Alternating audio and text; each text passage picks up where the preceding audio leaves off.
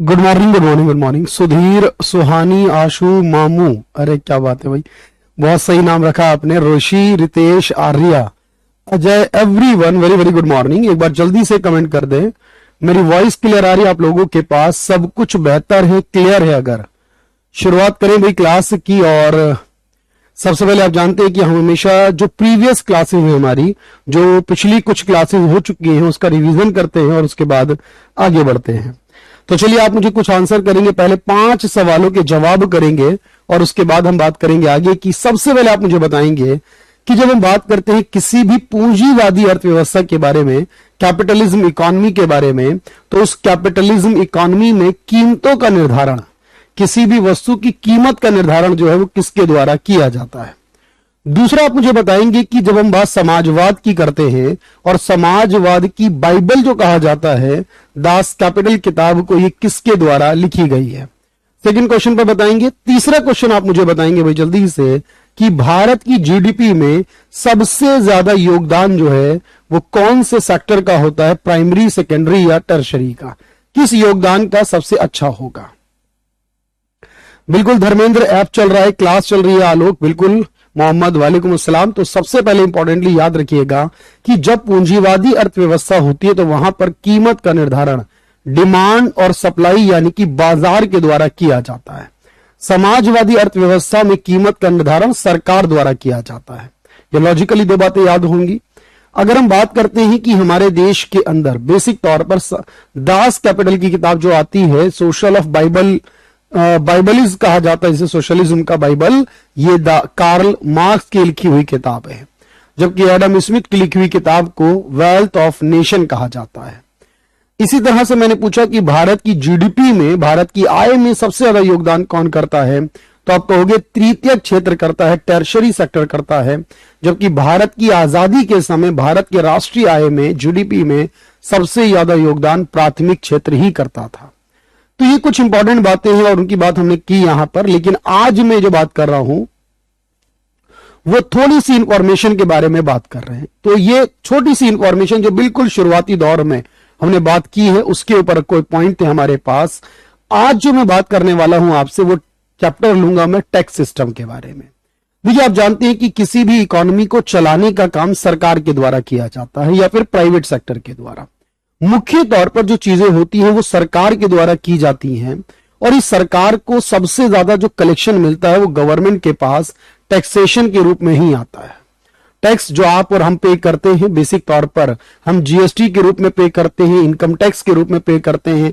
अगर कोई कंपनी है तो वो कॉर्पोरेट टैक्स पे करती है। तो बहुत सारे टाइप ऑफ टैक्सेस हैं जो इंडिविजुअली किसी व्यक्ति या किसी कंपनी को पे करने होते हैं। लेकिन ये सारी बातें जब हम करते हैं कि टैक्स किस तरह से लिया जाता है, टैक्स कौन सी सरकार ले सकती है, टैक्स लेने के लिए क्या क्या प्रिंसिपल्स, क्या प्रावधान होने चाहिए, सबसे ज्यादा कलेक्शन जो आता है वो कौन से टैक्स से आता है, इन सबको हम इस चैप्टर में डिस्कस करने वाले हैं। तो थोड़ा सा पेशेंस रखिएगा बस मेरी क्लास के अंदर। एक ही चीज मैं कहूंगा आपसे, क्योंकि आप जो कुछ पूछने वाले हो, जो कुछ आपके माइंड में चल रहा है इस चैप्टर को लेकर, वो सब कुछ ऑटोमेटिकली क्लियर हो जाएगा। लेकिन इसके लिए मुझे आज और नेक्स्ट यानी कल 2 क्लास की जरूरत होगी। तो बिल्कुल सुनेंगे ध्यान से और एक एक बात को समझेंगे। तो जब हम बात टैक्स की करते हैं, देखिए, तो टैक्स क्योंकि एक मैंडेटरी पेमेंट होती है जो लगभग सभी को करनी होती है, कोई गरीब हो या कोई अमीर इंसान हो, हर किसी को टैक्स पेमेंट करनी होती है। लेकिन जब टैक्स की बात हम करते हैं तो यहां 2 टाइप में डिवाइड किया जाता है। सबसे पहले कुछ टैक्सेस को हम डायरेक्ट कहते हैं और कुछ टैक्सेस को हम इनडायरेक्ट कहते हैं। देखिए, डायरेक्ट और इनडायरेक्ट यानी कि प्रत्यक्ष और अप्रत्यक्ष का मतलब क्या है। जो टैक्स जिस पर लगाए जाते हैं, अगर उसे अपने टैक्स का बर्डन खुद ही पे करना होता है, यानी अगर मुझ पर कोई टैक्स लगाया जाए मेरी इनकम पर, तो उसका टैक्स मुझे ही देना होगा। मैं अपना टैक्स बर्डन किसी और पे ट्रांसफर नहीं कर सकता। अगर मेरा टैक्स मुझे ही देना है और किसी और पे ट्रांसफर नहीं कर सकता तो उसे डायरेक्ट कहा जाता है। जैसे इनकम टैक्स होता है। अब इनकम टैक्स मेरी इनकम पर लगता है, मुझे ही देना है। मेरा भाई, मेरी बहन, मेरी वाइफ, कोई मेरी इनकम पर टैक्स नहीं दे सकता, मुझे खुद का टैक्स देना होगा। तो ये डायरेक्ट कैटेगरी का होगा। कॉर्पोरेट टैक्स होता है, जैसे कोई कंपनी है और उस कंपनी के प्रॉफिट पे टैक्स लगता है, तो हर कंपनी को अपने प्रॉफिट का टैक्स खुद ही देना होगा। कोई दूसरी कंपनी उसके प्रॉफिट का टैक्स पे नहीं करेगी। ये डायरेक्ट कैटेगरी में होंगे। अगर मैं बात करूं गिफ्ट के बारे में, मुझे कोई गिफ्ट रिसीव हुआ है मान लीजिए, और वो गिफ्ट 50,000 से ज्यादा का है, तो अगर 50,000 से ज्यादा का गिफ्ट होता है तो याद रखिएगा उस गिफ्ट पर भी टैक्स देना पड़ता है किसी सिचुएशन में, तो उसको भी कौन पे करेगा? जिसको गिफ्ट मिला है, कोई और पे नहीं करेगा। ये सब डायरेक्ट कैटेगरी वाले होते हैं। लेकिन जो जीएसटी होता है, आप देखेंगे ध्यान से, अब जीएसटी लगाती है सरकार दुकानदार पर, लेकिन दुकानदार वो जो जीएसटी का पैसा है वो अपनी जेब से नहीं देता सरकार को, दुकानदार उसको जीएसटी को यानी बिल में ऐड कर देता है। अगर आप 1,000 रुपए का सामान खरीदेंगे तो उसमें प्लस लिखा होगा 18% या 12% जीएसटी, और आपको उसके 1,200 रुपए यानी 12% के हिसाब से 1,200 रुपए जीएसटी के होंगे, और 1,200 रुपए हो जाएंगे टोटल। यानी अगर सामान 1,000 का है तो 12% यानी 120 रुपए जीएसटी के होंगे, तो टोटल आपको पे करना होगा 1,120 रुपए। इसका मतलब यह हुआ कि सरकार ने जीएसटी लगाया तो दुकानदार पर था, लेकिन वो एग्जैक्टली देना किसकी जेब से पड़ेगा? वो कंज्यूमर को, ग्राहक को देना पड़ेगा। वो दुकानदार को देगा और दुकानदार सरकार को देगा। तो जो टैक्सेस, बात समझना ध्यान से, जो टैक्सेस हम कंज्यूमर पर ट्रांसफर कर दें उन्हें क्या कहोगे? इनडायरेक्ट। और जो कोई ट्रांसफर ना कर सके, जिस पर लगते हैं उसको ही देने पड़े, वो क्या हो जाएंगे? वो डायरेक्ट हो जाएंगे। पहली बात ये समझना। अच्छा, अब दूसरी बात ये आती है हमारे पास, अगर कोई डायरेक्ट टैक्स है तो इसका मतलब वो किस पर लगेगा? किसी व्यक्ति की इनकम पर या किसी कंपनी के प्रॉफिट पर लगेगा। लेकिन अगर मैं आपसे कहूं कि कोई इनडायरेक्ट टैक्स होता है, तो आप क्या कहोगे? कि इनडायरेक्ट टैक्स होगा तो वो किसी गुड्स या सर्विस पर लगेगा, क्योंकि ग्राहक कोई गुड्स या सर्विस खरीदता है। दोनों टैक्सेस को लेने का काम सरकार का है। देखो हमारे भारत में जो वित्त मंत्रालय है, ध्यान से समझना बातों को, जो वित्त मंत्रालय है, मिनिस्ट्री ऑफ फाइनेंस है जो हमारी, उसका काम होता है टैक्स के बारे में बात करना। क्यों? क्योंकि सारा पैसे का हिसाब किताब वित्त मंत्रालय के पास होगा। और वित्त मंत्रालय में एक डिपार्टमेंट है जिसे कहते हैं डिपार्टमेंट ऑफ रेवेन्यू। इसे हिंदी में कहा जाएगा राजस्व विभाग। तो अगर आपसे पूछे कि डिपार्टमेंट ऑफ रेवेन्यू क्या काम करता है, आप कहोगे ये टैक्स लेने का काम करता है। जो भी टैक्स है वो वित्त मंत्रालय के इसी विभाग में आता है। ध्यान से समझना। लेकिन अब सवाल यह है कि इस विभाग में दो होते हैं, एक को बोलते हैं सीबीडीटी, दूसरे को बोलते हैं सीबीआईसी। तो यहां से आपको यह बात समझ में आनी चाहिए कि अगर इस विभाग में दो होते हैं, एक का काम सीबीडीटी होता है और एक का काम सीबीआईसी होता है नाम, तो जितने भी डायरेक्ट टैक्स होते हैं वो कौन लेता होगा?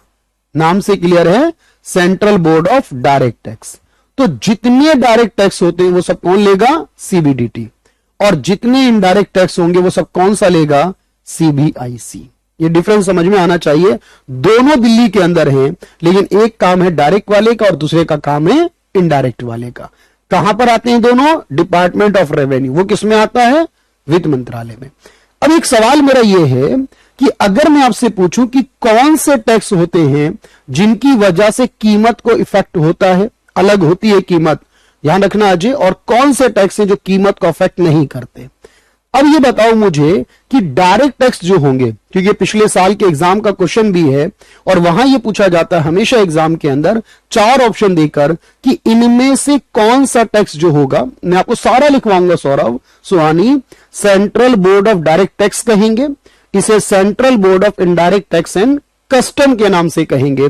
पहली स्लाइड पे मैं बात कर रहा हूं, लेकिन अगर आप कहोगे डायरेक्ट टैक्स तो मैं कहूंगा ये कीमत को अफेक्ट नहीं करेंगे, क्योंकि अगर डायरेक्ट टैक्स लगता है इनकम या प्रॉफिट पर, उसका कीमत के साथ कोई कनेक्शन नहीं है। डायरेक्ट टैक्स का कीमत के साथ कोई लेना देना नहीं है। अगर कोई इनकम टैक्स देता हो उससे कोई फर्क नहीं पड़ता, नहीं देता हो तो भी कीमत से कोई फर्क नहीं है। लेकिन कीमत का फर्क होगा हमेशा इनडायरेक्ट टैक्स के साथ। क्यों? क्योंकि अगर मान लीजिए जीएसटी बढ़ जाता है, अगर सरकार जीएसटी बढ़ा देगी तो आपकी कीमत भी बढ़ जाएगी। वो नंबर देख लीजिएगा ध्यान से, वो तो भाई फिक्स करती है टीम, मुझे नहीं पता। लेकिन आप क्या कहेंगे भाई अजय, अगर हम देखें जीएसटी बढ़ जाए तो कीमत बढ़ जाती है और जीएसटी कम हो जाए तो कीमत कम हो जाती है। तो जब आपसे पूछेगा कि इनडायरेक्ट टैक्स कैसे होंगे, तो कीमत को अफेक्ट करते हैं, जबकि ये डायरेक्ट टैक्स जो होते हैं वो कीमत को अफेक्ट नहीं करते। अगर मैं एग्जाम्पल की बात करूं, मुख्य एग्जाम्पल की बात करूं, तो आप कहोगे सर इनकम टैक्स कैसा होगा, डायरेक्ट होगा। कॉर्पोरेट टैक्स कैसा होगा, डायरेक्ट होगा। लेकिन अगर मैं बात करूं जीएसटी कैसा होगा, आप कहोगे इनडायरेक्ट होगा। अगर मैं कहूं कस्टम ड्यूटी कैसा होगा, अभी समझना बात को, जब हम कोई भी सामान एक्सपोर्ट करते हैं या इंपोर्ट करते हैं, कुछ भी हम विदेशों से सामान मंगाते हैं या सामान बेचते हैं विदेशों में, तो उस पर जो लगता है वो कस्टम ड्यूटी किस पे, सामान पर लगता है। जीएसटी के अलावा और कौन सा इनडायरेक्ट है मैं सारे बताऊंगा प्रज्ञा। तो कस्टम ड्यूटी जो लगता है वो भी इनडायरेक्ट होता है। बहुत सारी जगहों पर इसके अलावा जो टैक्स लगते हैं, जैसे पहले लगा करता था एक्साइज ड्यूटी के नाम से, वो इनडायरेक्ट होता है। जब आप इंडिया में ही कोई चीज बनाओगे तो उस पर इनडायरेक्ट लगता था। तो इस तरीके से आपको डायरेक्ट और इनडायरेक्ट के एग्जाम्पल पता हो, ये क्वेश्चन आएगा एग्जाम में, कौन सा कीमत को अफेक्ट करता है कौन सा नहीं करता, ये क्वेश्चन आ सकता है। सीबीडीटी क्या करता है, डायरेक्ट टैक्स लेने का काम करता है। सीबीआईसी क्या करता है, इनडायरेक्ट टैक्स लेने का काम करता है। डायरेक्ट टैक्स किस पर लगते हैं, इनकम या प्रॉफिट पर लगते हैं। इनडायरेक्ट किस पे लगते हैं, गुड्स या सर्विस पर लगते हैं। गिफ्ट टैक्स कैसा होगा आप मुझे बताइएगा बिल्कुल। यो भाई बिल्कुल आएगा महराज, बिल्कुल कवर करेंगे हम कॉन्सेप्ट को। रेपो और रिवर्स रेपो मॉनेटरी पॉलिसी के नाम से आता है। वहां पर महराज देखिएगा ध्यान से, मॉनेटरी पॉलिसी के नाम से जब हम डिस्कस करते हैं तब वहां पर रेपो रिवर्स रेपो भी आएगा, इंतजार कर लीजिए थोड़ा सा।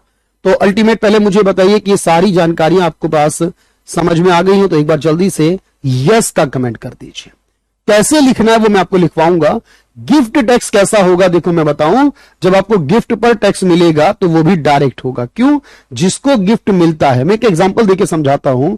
सचिन तेंदुलकर को, बहुत ध्यान से सुनना, सचिन तेंदुलकर को माइकल शुमाकर ने, माइकल शुमाकर जानते हैं बहुत बड़े प्लेयर ही हैं, स्पोर्ट्स प्लेयर हैं, और माइकल शुमाकर ने 5 करोड़ की फरारी गिफ्ट की थी सचिन तेंदुलकर को। अब सचिन तेंदुलकर को 5 करोड़ की फरारी यानी गिफ्ट पर सरकार को टैक्स देना पड़ेगा। क्यों, क्योंकि ये 50,000 से ऊपर की है, इसलिए गिफ्ट दिया पर भी टैक्स लगेगा। गिफ्ट रिसीव करने वाले को टैक्स भरना पड़ेगा। तो जिस गिफ्ट यानी एक इनकम हो गई और इनकम पर टैक्स लगता है, तो ये कैसा हो जाएगा, डायरेक्ट हो जाएगा। पूरी बात समझना है और मेरे साथ, क्योंकि मैं लिखने पर, क्योंकि मैं जितनी देर में लिखता हूं उतनी देर में आप लिख लोगे तो ज्यादा आसानी से चीजें कर लोगे। ठीक है, मैं आपको मुख्य बातों को लिखवाता रहूंगा, लेकिन मेन फोकस हमारा समझने को लेकर होगा। अगर आपको बात पूरी तरह समझ आ जाती है फिर कोई दिक्कत नहीं है भाई।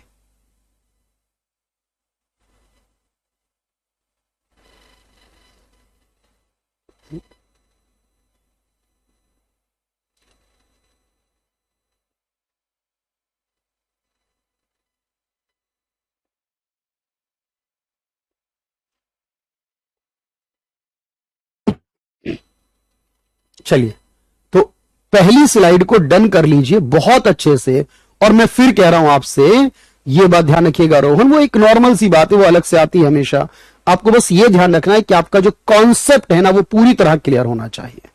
चलिए भाई, तो गिफ्ट पर कैसे लगता है मैं एग्जैक्टली बताऊंगा आपको अगली क्लास में। जीएसटी पर अगली क्लास आएगी, इनकम टैक्स कैसे लगता है सब कुछ रखेंगे। बस अभी फिलहाल के लिए इस स्लाइड को नोट कर लीजिए, सिर्फ इतनी स्लाइड को लिख लीजिएगा, डायरेक्ट टैक्स क्या होता है।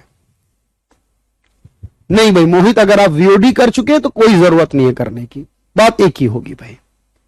चलिए भाई, बहुत सारे गिफ्ट दिए रवि, मैं सारा बताऊंगा आपको वहां पर, लेकिन फिलहाल के लिए आप इसको नोट कर लीजिए।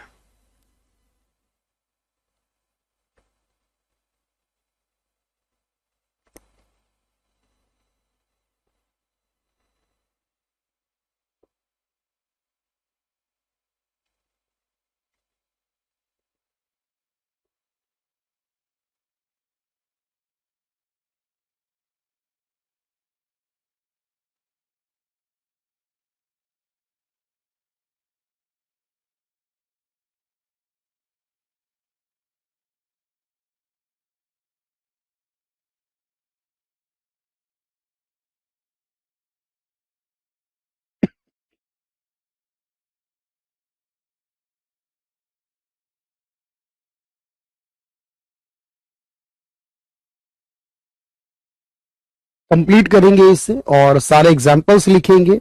और मैंने कहा हर एक एग्जाम्पल मैं आपको नेक्स्ट क्लास में डिस्कस करूंगा आपके साथ। थोड़ा सा वक्त देना पड़ेगा पहले। तो डायरेक्ट टैक्स जो होंगे, it can not be transfer on others, किसी अन्य पर ट्रांसफर नहीं होते। इट इम्पोज्ड ऑन इनकम या प्रॉफिट, ये आय पर या लाभ पर लगाए जाते हैं। It collected by CBDT under department of revenue under ministry of finance. मैंने बताया कि ये वित्त मंत्रालय के राजस्व विभाग के सीबीडीटी द्वारा लिए जाते हैं, जिसका मतलब है central board of direct tax.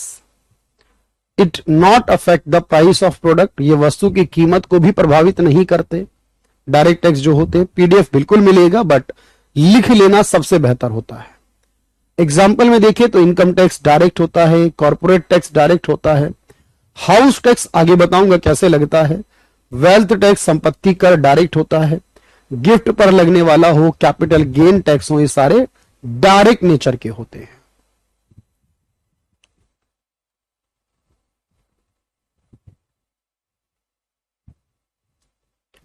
Done 1 का कमेंट कर देंगे इसे लिखने के बाद।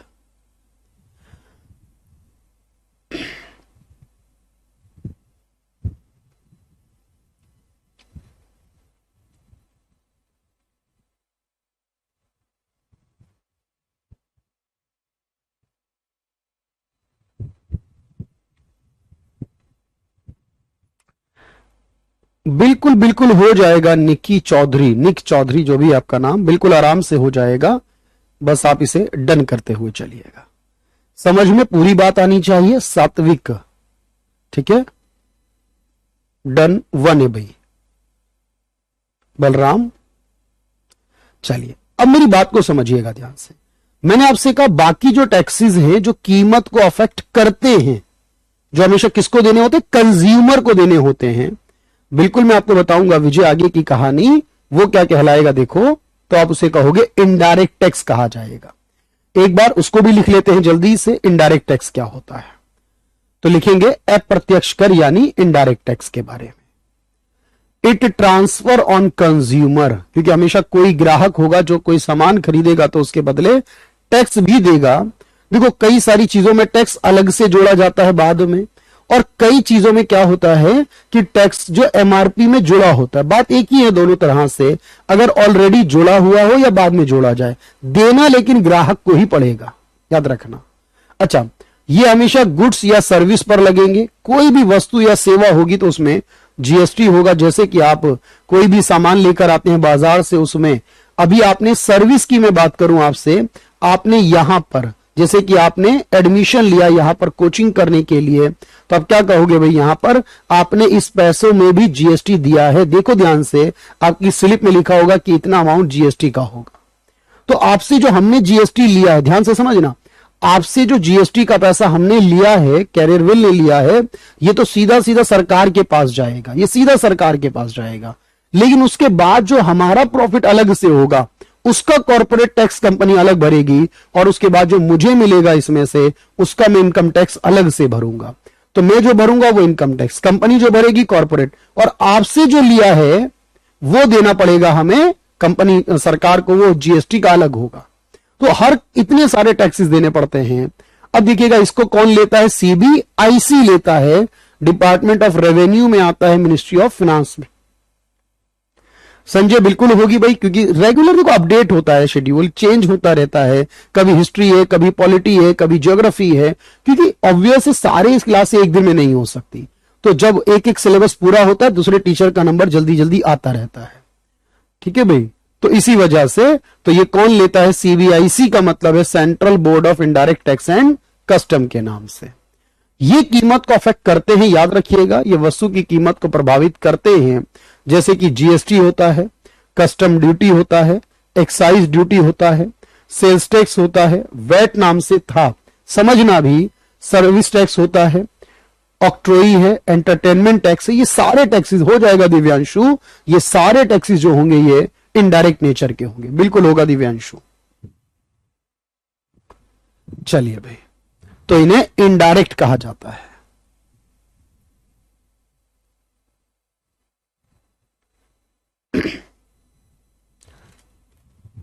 डन टू का कमेंट कर दीजिएगा जल्दी से। हो जाएगा भाई आकाश, कोई दिक्कत नहीं है भाई। दिव्यांशु और आकाश डन करे जल्दी से। बहुत ज्यादा सवाल पूछने की जरूरत नहीं है, सिर्फ क्लास पर फोकस बना के चलिए, बाकी सब बातें बाद में करेंगे।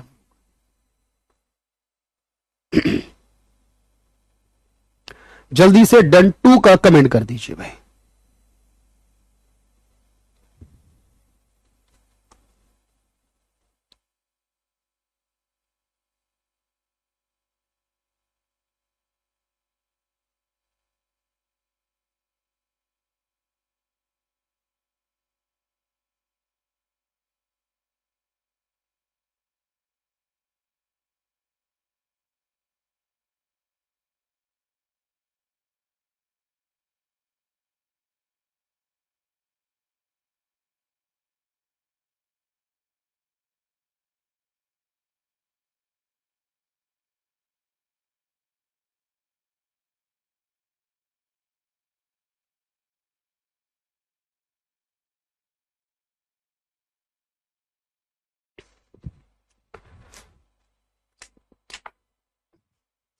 चलिएगा भाई, प्लीज दोबारा से मैंने बताया प्रिंस आप थोड़ा सा वेट करेंगे।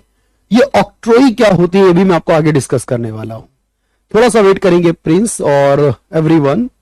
तो अभी हमें ये पता है कि जितने अगर डायरेक्ट होंगे तो सीबीडीटी लेगा, इनडायरेक्ट होंगे तो सीबीआईसी लेगा। सुधीर और बाकी सभी लोग, अंशु मुझे पता है आपके डाउट क्या आ रहे हैं। चलिए ऑक्ट्रोई क्या होता है मैं समझाता हूं, अभी लिखिएगा नहीं, जब लिखने का टाइम होगा तब मैं बात करूंगा। अच्छा ध्यान से समझना, मेरी बात समझना। देखो जब आप किसी शहर में एंटर करते हो, बात समझो, जब आप किसी शहर में एंटर करते हो तो उस शहर में एंटर करने पर अगर आप कमर्शियली कोई सामान लेकर जाते हो, जैसे कि मैं एग्जांपल की बात करूं, अगर आप उत्तर प्रदेश से बिलोंग करते हो, दिल्ली के बिल्कुल पास में उत्तर प्रदेश है। अब उत्तर प्रदेश में अगर आप कोई सामान गाजियाबाद में है और उस सामान को आप उत्तर प्रदेश के दूसरे शहर मेरठ में लेकर जाते हैं, या फिर गाजियाबाद से कोई सामान आप यूपी के हापुड़ शहर में लेकर जाते हैं या फिर बागपत में लेकर जाते हैं, तो जनरली तौर पर क्या करना होगा, जब आप उस शहर में एंटर करते हैं तो शहर में एंट्री करने से पहले बेसिकली वहां पर एक चुंगी बनी होती थी, और उस चुंगी का मतलब, उस टैक्स का मतलब यह था कि आपको वहां पर एंटर करने के लिए वहां के म्युनिसिपल कॉर्पोरेशन को, वहां के नगर पालिका को, नगर परिषद को आपको कुछ टैक्स देना होता है, तब आप उस शहर के अंदर सामान को कमर्शियली ले जा सकते हो। और बेसिकली उस जगह को चुंगी नाका बोला जाता है, यानी इस नाका है, यहां ये वो जगह है, इससे आगे अगर आपको जाना है तो टैक्स पे करना होगा। ये चुंगी के नाम से हुआ करता था। 2017 में जब जीएसटी लाया गया था, बहुत ध्यान से सुनना, जब 2017 में जीएसटी लाया गया उससे पहले तक ये चुंगी लगा करती थी, लेकिन अब 2017 में जीएसटी आने के बाद क्या है, आप अगर सामान को जीएसटी के बिल के साथ खरीदते हैं तो फिर आप उसे किसी भी शहर में, किसी भी राज्य में लेकर जाओ, आपसे कोई दोबारा टैक्स नहीं लिया जाएगा। तो चुंगी के नाम से आप देखो आपके आसपास की रेगुलर जगहों पर, ठीक है, तो वहां पर आपको चुंगी के नाम से एक पर्टिकुलर जगह मिल जाएगी। हर शहर में ऐसी जगह होती है, बात समझ पा रहे हैं। तो वहां पर आपको जो टैक्स देना था वो चुंगी था, लेकिन ये इनडायरेक्ट होता था क्योंकि उस सामान के अंदर आपको जोड़ना पड़ता था।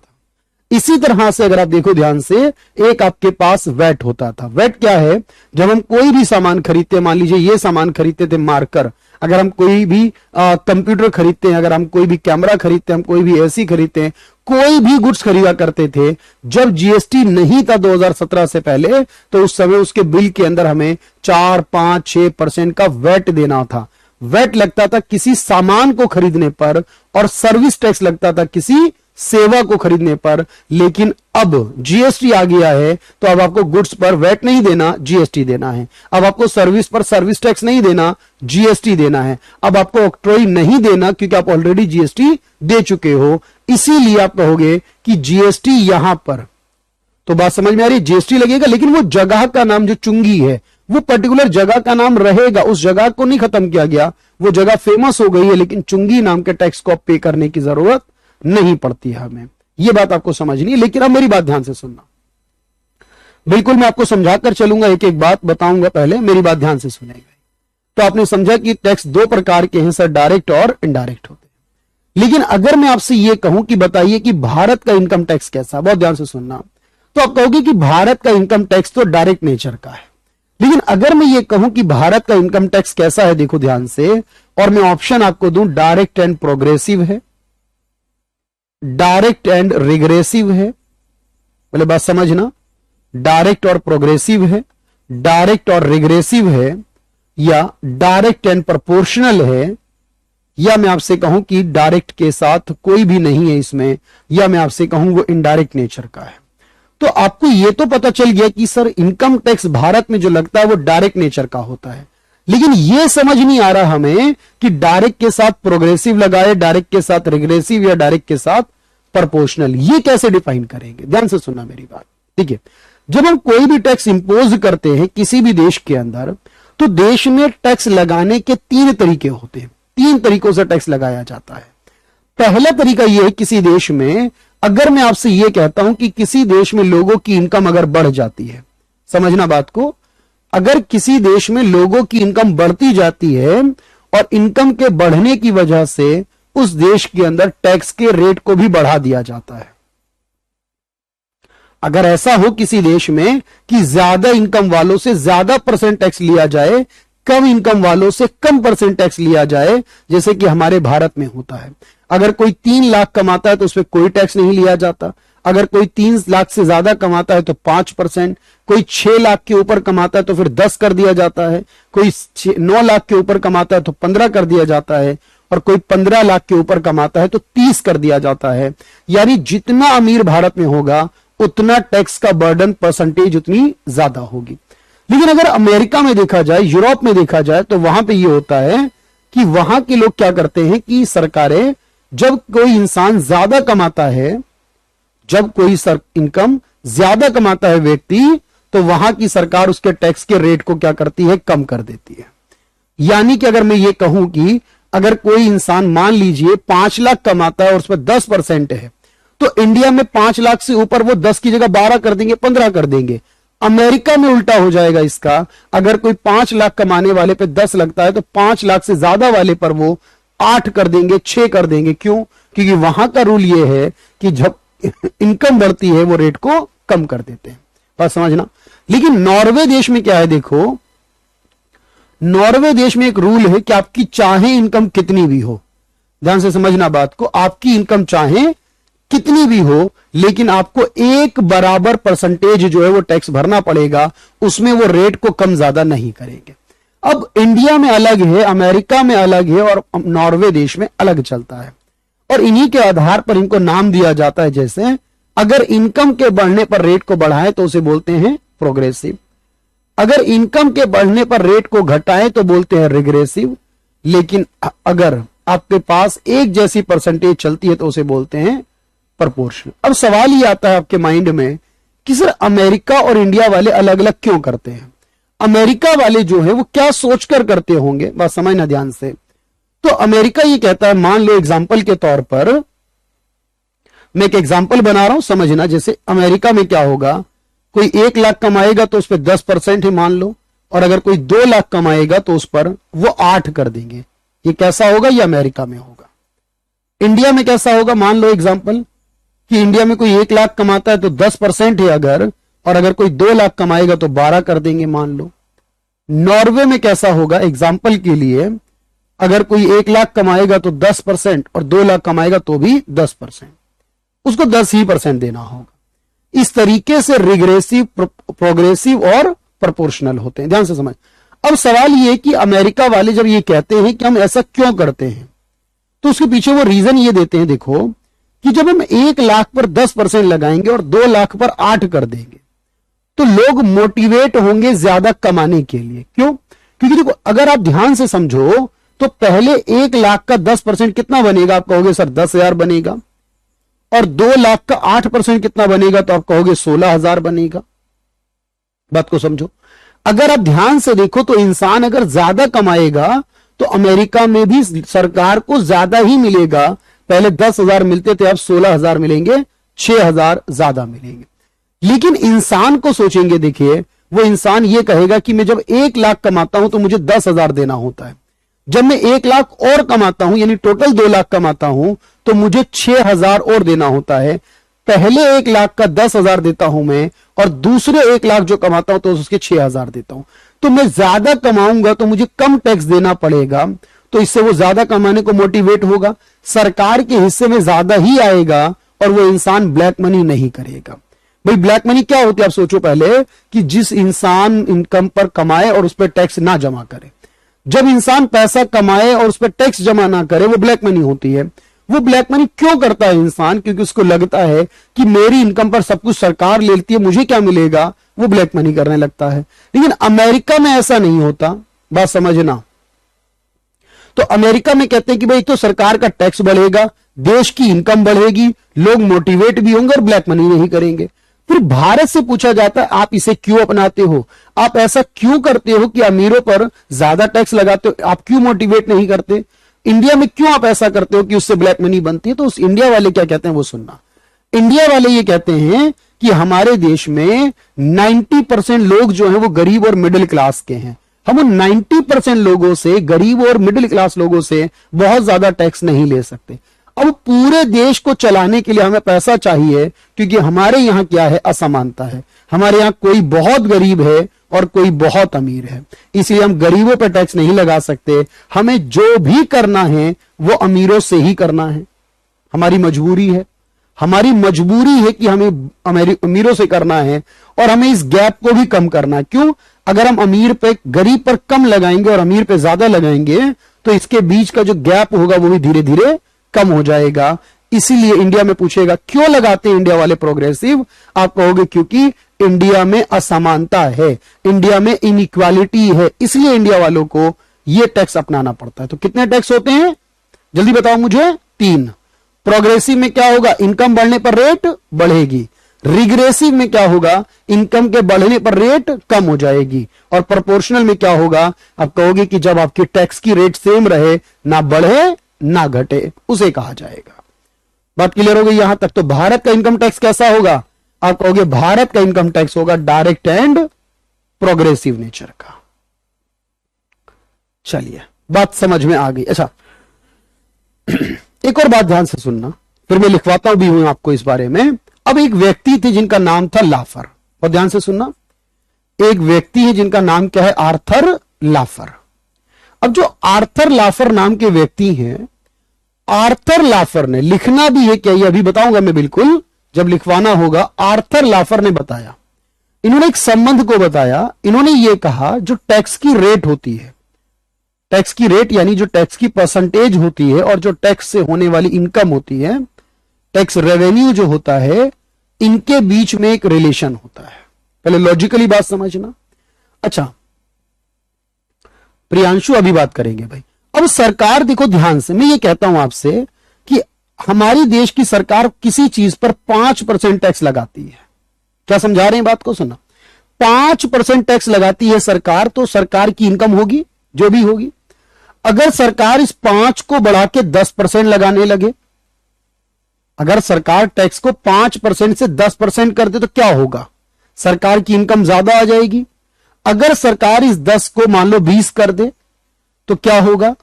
सरकार की इनकम और ज्यादा आ जाएगी। भाई सोचो ना, 5 से 10 कर दे तो सरकार का रेवेन्यू क्या होगा? बढ़ेगा। अगर 10 को 20 कर दे तो सरकार का रेवेन्यू क्या होगा? बढ़ेगा। और लगभग अगर मान लो इस 20 को 40 कर दे तो ये कहते हैं कि सरकार का रेवेन्यू अब बढ़ेगा नहीं बल्कि घट जाएगा। ऐसा क्यों कहते हैं ये? क्योंकि इनका ये मानना है, इन्होंने एक रिलेशन समझाया हमें टैक्स की रेट और टैक्स के रेवेन्यू के बीच में, और इनका ये कहना है कि 1% तक, यानी कुछ परसेंट, एक लिमिट तक अगर आप टैक्स लगाते हो तो उतने परसेंट तक तो इंसान खुशी खुशी से पे करेगा, और जब वो खुशी से पे करेगा तो सरकार की इनकम बढ़ेगी।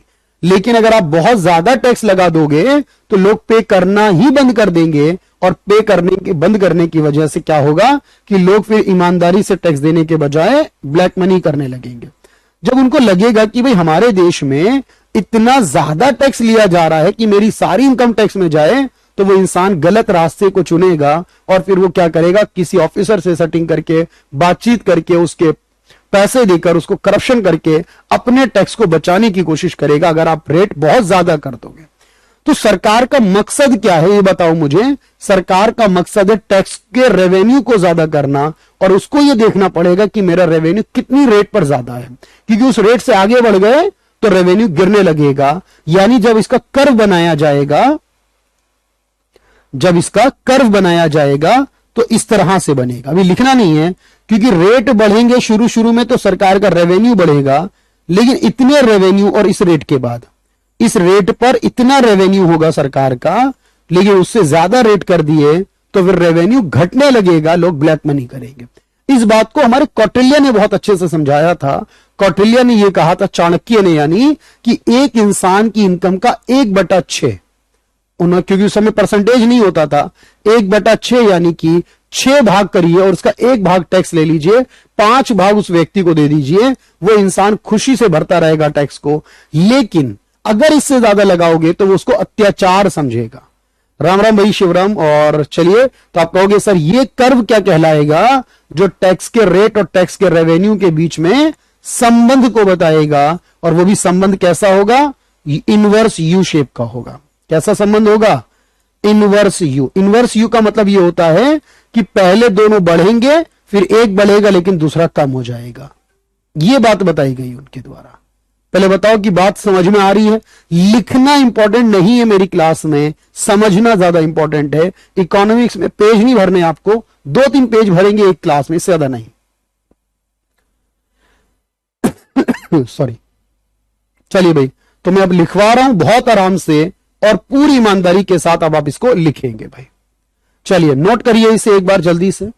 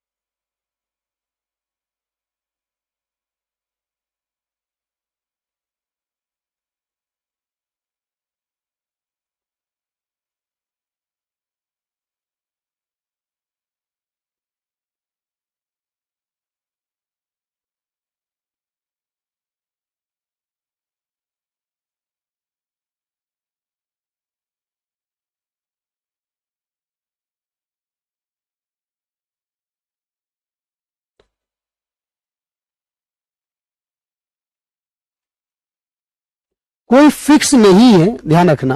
देखो फिक्स क्यों नहीं है? क्योंकि हर देश की परिस्थिति अलग हो सकती है। मतलब सवाल यह है कि सरकार को ढूंढना पड़ेगा कि किस रेट से आगे जाने से उसे नुकसान हो रहा है, बस उसी रेट को बात वहां पर नोट कर लेंगे भाई। चलिए भाई, सूर्या, नीतीश, एवरीवन। तो प्रोग्रेसिव जहां इनकम बढ़ने पर टैक्स की रेट बढ़ती है और इसमें अमीरों पर ज्यादा टैक्स लगता है, जैसे भारत में होगा। रिग्रेसिव जहां इनकम बढ़ने पर रेट कम हो जाती है, उसमें गरीबों पे टैक्स ज्यादा होता है, जैसे यूएस में है। प्रोपोर्शनल जहां सब पर बराबर हो, यानी कि जैसे नॉर्वे में होता है। लाफर कर्व क्या बताएगा? टैक्स रेट और टैक्स रेवेन्यू में संबंध बताएगा, और वे ये इनवर्स यू आकार का बनेगा।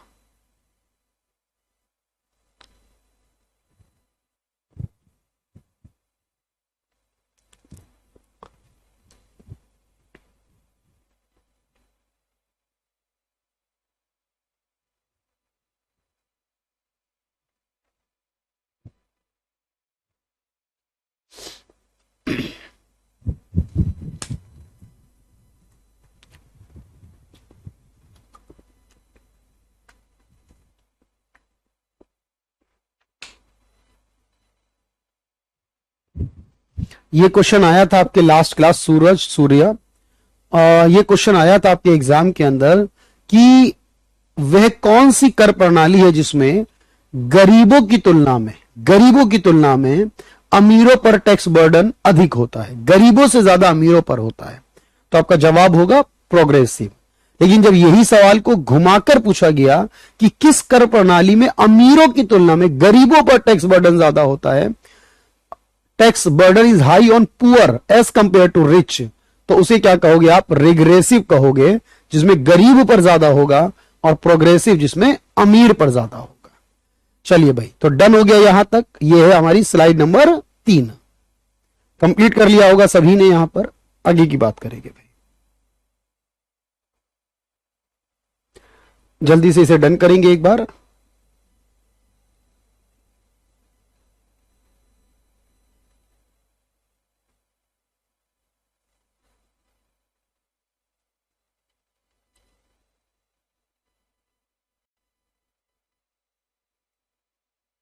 चलिए डन हो गया यहां पर, बिल्कुल। तो देखिएगा रिग्रेसिव जहां पर इनकम के बढ़ने पर रेट को घटाया जाता है।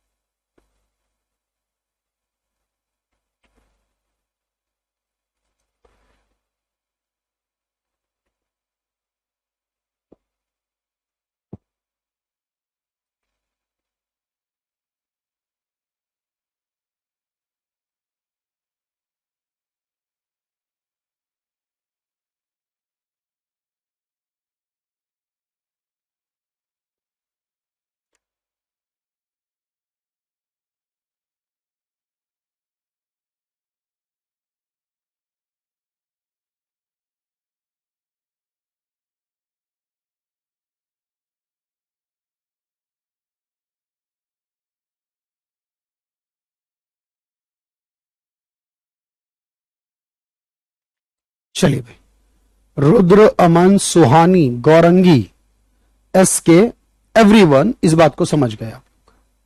अब मैं एक बात और समझाऊंगा, बहुत आराम से चलना है बात को लेकर। एक इंपॉर्टेंट बात है, उसको और समझेंगे ध्यान से, और यह समझेंगे कि देश में जो टैक्स लगाया जाता है, देखिएगा ध्यान से, वो टैक्स कौन सी सरकार लगाती है।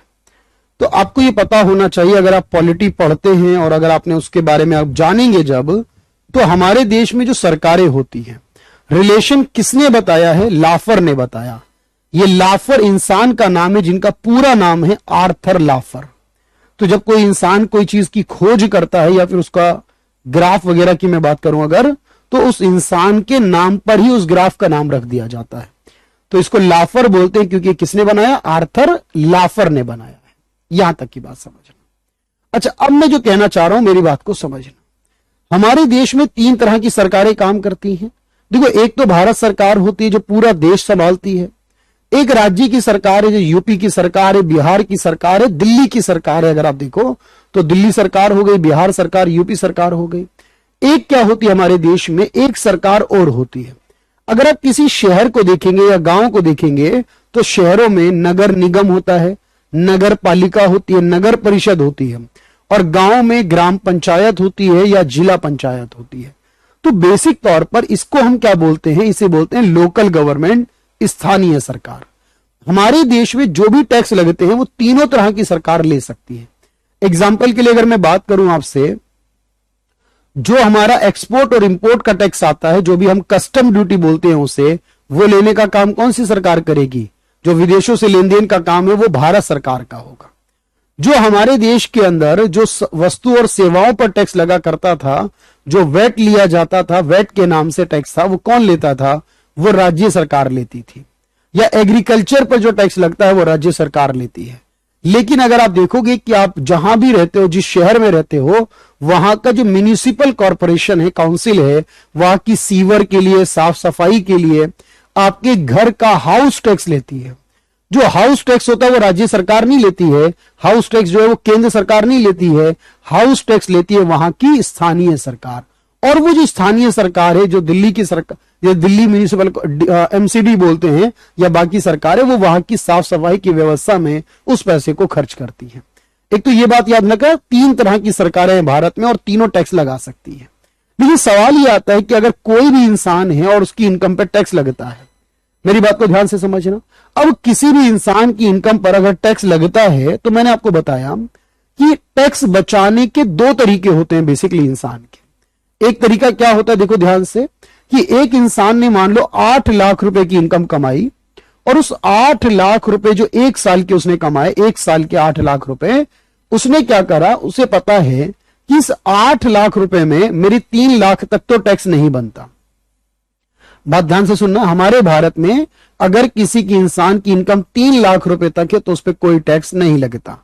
लेकिन अगर उसकी इनकम 3 लाख से ज्यादा है तो उसको इनकम टैक्स भरना पड़ेगा। अब क्योंकि इस इंसान की इनकम 8 लाख रुपए है तो 3 लाख की तो माफी होगी, लेकिन बाकी के 5 लाख पर उसको टैक्स देना पड़ेगा। भाई 8 लाख में से मान लीजिए कि 3 लाख की माफी मिल जाएगी तो भी उसे बाकी के 8 लाख 5 लाख पर तो टैक्स भरना पड़ेगा। अब वो इंसान ये काम करता है कि इस 5 लाख रुपए में से कुछ पैसे का वो जीवन बीमा लाइफ इंश्योरेंस करा लेता है। इस पैसे में से कुछ पैसे को वो हेल्थ इंश्योरेंस अपना, अपने माता पिता का, अपनी फैमिली वालों का हेल्थ इंश्योरेंस करा लेता है। इस पैसे में से वो कुछ पैसे को म्यूचुअल फंड में निवेश करता है। आपको म्यूचुअल फंड क्या है आगे बताऊंगा, लेकिन आपने टीवी पर बहुत एडवर्टाइज देखा होगा म्यूचुअल फंड को लेकर। लगभग हर इंडियन क्रिकेटर जो है वो म्यूचुअल फंड को एडवर्टाइज करता है। आईपीएल के टाइम पर ज्यादातर म्यूचुअल फंड ले लिया, या बैंक में पीपीएफ खाता खुलता है, बैंक में पीपीएफ खाता खुलवा दिया, या आपकी परिवार में आपकी कोई छोटी बेटी है उसके लिए सुकन्या योजना आती है, उसमें खाता खुलवा दिया। अब इस तरीके से उस व्यक्ति ने क्या करा कि उसके 5 लाख का जो टैक्स बनता था, उसने कहा कि मैंने 2 लाख रुपए यहां लगा दिए, इसलिए मेरे 5 में से 2 की जगह मुझसे 3 लाख का टैक्स ले लो। तो उस इंसान ने अपनी इनकम पे टैक्स को बचा लिया। अगर 5 लाख पे बनता था तो उसका अब 3 लाख पे बनेगा, तो 2 लाख का टैक्स बचा लिया उसने। लेकिन क्या करा उसने, LIC, health insurance, mutual fund, PPF, इन सब में उसने रख दिया पैसे को। ये बात तो समझना ध्यान से। लेकिन अगर मैं ये बात कहूं आपसे कि किसी इंसान ने कमाए तो 8 लाख रुपए, लेकिन उसने ये कहा सरकार से कि मैंने तो 2 लाख ही कमाए हैं और 6 लाख को उसने छुपा लिया। उसने कहा मैंने तो कमाए ही 2 लाख रुपए हैं, मैंने तो नहीं कमाया 8 लाख रुपए। अब क्योंकि आप जानते हो जिसके अकाउंट में पैसा आता है, जिसके अकाउंट में ट्रांसफर होती है सैलरी, सरकार को पता चल जाता है कि किसने अकाउंट में गया उसके। पर 80% लोग देश में ऐसे हैं जिनका अकाउंट में पैसा नहीं जाता। कोई सेल्समैन है, कोई ऑटो चला रहा है, कोई रिक्शा चला रहा है, कोई बस चला रहा है, कोई भी छोटा सा काम कर रहा है, कोई कैश में कोई दुकान खोल के बैठा है, कमा वो भी बहुत रहे हैं पैसे को, महीने के 50-60 हजार रुपए कमा रहे हैं, 70-80 हजार रुपए कमा रहे हैं। लेकिन क्योंकि सरकार को नहीं पता चलेगा इतनी आसानी से, सरकार तो बड़े बड़े लोगों के सुकन्या योजना में 10 साल की बच्ची होती है, वो मैं आगे पढ़ाऊंगा, आपको बताऊंगा 10 साल तक की बच्ची का। तो सवाल ये है मेरा कि अगर उसने ईमानदारी से पूरे पैसे बताए और इस तरीके का यूज करा, तो ये हो गया लीगल तरीके से टैक्स बचाना। ये क्या हो गया, लीगल तरीके से टैक्स बचाना। लेकिन अगर उसने कमाया और 2 लाख बताए, 6 लाख छुपाए, अब सरकार कहेगी 2 लाख है तो कुछ तो बनेगा नहीं, उसने बाकी 6 लाख हुए ना, उसे कहेंगे ब्लैक मनी। इस 6 लाख को क्या कहेंगे आप, ब्लैक मनी। अगर वो इंसान पकड़ा गया, अगर उसके घर पर रेड हुई और वो पकड़े गए 6 लाख, तब उसको सजा मिलेगी। और बस याद रखना, जब तक सजा नहीं मिलती है, याद रखना, तब तक कोई बात ही नहीं है। तो लोग क्या करते हैं देश में, 80% लोग जो होते हैं देश में वो अनऑर्गेनाइज्ड हैं, असंगठित क्षेत्र से कमाते हैं। अनऑर्गेनाइज उसे कहते हैं जहां पर कोई रिकॉर्ड मेंटेन नहीं होता। कमा बहुत रहे हैं भाई, एक नॉर्मल में बात कर रहा हूं, एक ऑटो चलाने वाले की, एक ऑटो रिक्शा चलाने वाले की, तो वो भी इंसान 1500-2000 रुपए कमाता है दिन के, यानी महीने के 30-60 हजार रुपए कमाता है अगर वो, तो उस हिसाब से वो भी इनकम टैक्स में आता है। 3 लाख के ऊपर है उसकी इनकम साल की, पर वो बच जाता है क्योंकि उसकी लोग कैश में 100, 200, 500 रुपए देते हैं, वो रिकॉर्ड में नहीं आते। अब हम जो है अगर मान लीजिए 20,000 रुपए भी कमाएंगे ना, तो वो हमारे रिकॉर्ड में आते हैं। क्यों वो हमारे रिकॉर्ड में आते हैं? क्योंकि वो हमारे बैंक में ट्रांसफर होते हैं। क्यों? क्योंकि आप ऑनलाइन देते हो तो सारा ऑनलाइन चलता है। तो ब्लैक मनी पर कितना टैक्स होता है भाई? ब्लैक मनी वो होती है जिस पर टैक्स दिया ही नहीं जाता, और ये गवर्नमेंट का लॉस ही तो है। इसीलिए सरकार कोशिश क्या करती है कि लोगों से कहती है आप ब्लैक अपना अकाउंट में डील करो।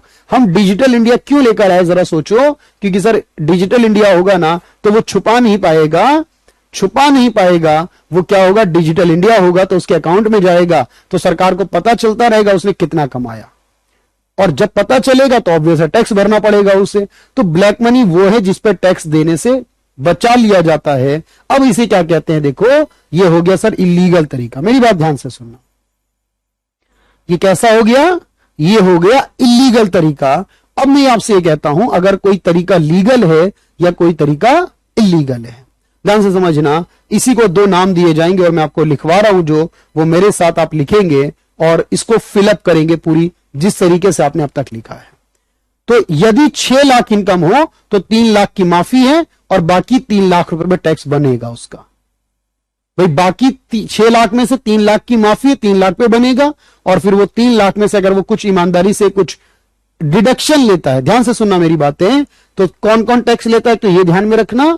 अगर वो लीगल तरीके से टैक्स बचाता है, लीगल तरीके से, यानी वो क्या करता है, जैसे यूज करता है डिडक्शन को, जो छूट का प्रावधान है उस छूट का इस्तेमाल करता है। जीवन बीमा, health insurance, mutual fund, education loan, इसकी वजह से बचाता है तो ये लीगल माना जाएगा। और अगर वो इनकम को डिस्क्लोज नहीं करता, इनकम बताता ही नहीं कमाने के बाद, तो ब्लैक मनी है। जब पकड़ा जाएगा वो 6 लाख तो लेगी ही सरकार, साथ में उस पर सजा भी होगी और जुर्माना भी होगा। गलत काम करने का वो तो जब्त करेगी ही करेगी, साथ में सजा और जुर्माना भी होगा। लेकिन हम जानते हैं सरकार कितनों के घर जाएगी। 135 करोड़ का देश है हमारा भारत, तो सरकार सिर्फ बड़े बड़े लोगों के घर, जहां पर अरबों रुपए की डील हो रही है, वहां उनके घर पर रेड डालती है। हम जैसे नॉर्मली 2-4 लाख रुपए बचा भी लेंगे, 6-7-8 लाख बचा भी लेंगे, तो सरकार को इतना फर्क नहीं पड़ता। भाई मेरे लिए 6 लाख बहुत होंगे, सरकार के लिए कुछ भी नहीं है 6 लाख रुपए। सरकार के तो कोई 9,000 करोड़ लेके भाग जाता, सरकार को तब फर्क नहीं पड़ता। सरकार को करोड़ों अरबों का घाटा हो जाता, सरकार को तब फर्क नहीं पड़ता। घोटाले हो जाते हैं देश में इतने रुपए के, तो सरकार को तब फर्क नहीं पड़ता। तो 6 लाख रुपए या 10 लाख रुपए से क्या फर्क पड़ेगा। लेकिन आज जिस दिन पकड़ लिया सरकार ने, उस दिन सारी रिकवरी कर लेगी सरकार।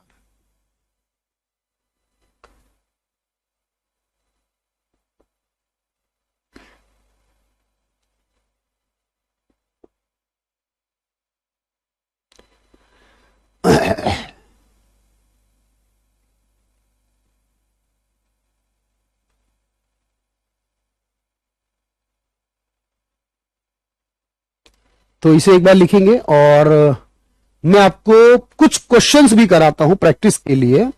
आप मेरे साथ कुछ क्वेश्चंस को भी देखेंगे और उन क्वेश्चनों को देखने के बाद होपफुली आपके पास जो कॉन्फिडेंस होगा ना, वो बेटर हो जाएगा, क्योंकि आपको तब समझ में आएंगी सारी चीजें।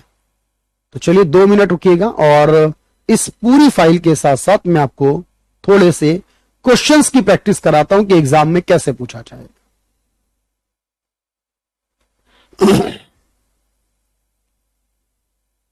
तो ऑब्वियस है आप इसे तो लिखेंगे ही, और इसे लिखने के बाद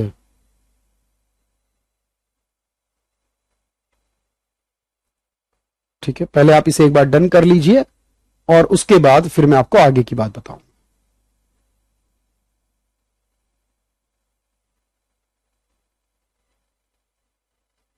तो जो इलीगल है वो याद रखेंगे, लीगल है वो याद रखेंगे।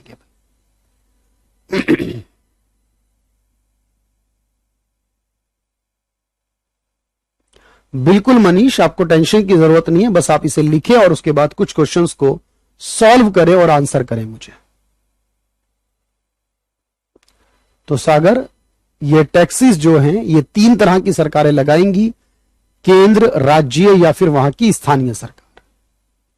लीगल तरीके से बचाया जाए तो अवॉइडेंस से, इलीगल बचाया जाए तो इवेजन कहलाएगा।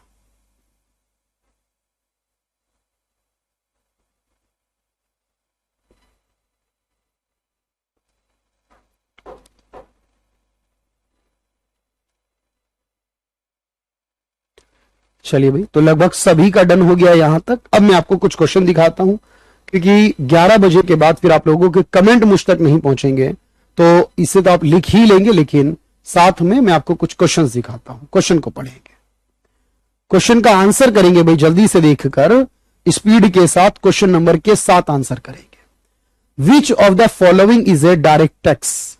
इनमें से कौन कौन से जो हैं इज और आर लगा सकते हो जो डायरेक्ट टैक्स आते हैं। तो आपको पता है कि इनकम टैक्स कैसा होता है, डायरेक्ट होता है। सेल्स टैक्स कैसा होता है, इनडायरेक्ट होता है। सर्विस टैक्स कैसा होता है, इनडायरेक्ट होता है। वेल्थ टैक्स कैसा होता है, डायरेक्ट होता है। तो हमें यह पता है कि इसमें इनकम और वेल्थ टैक्स जो होते हैं वो डायरेक्ट होते हैं, ठीक है, और इसके अलावा जो सर्विस और सेल्स टैक्स हैं वो इनडायरेक्ट होते हैं। तो फर्स्ट एंड फोर्थ जो ये दोनों डायरेक्ट में आते हैं, बाकी इनडायरेक्ट में आते हैं। चलिए अगला क्वेश्चन देखिएगा। Laffer curve is related to. Laffer curve का संबंध किससे है। क्वेश्चन क्या होगा, देखो, गरीबी से है, नहीं। इनकम इनइक्वालिटी से है, नहीं।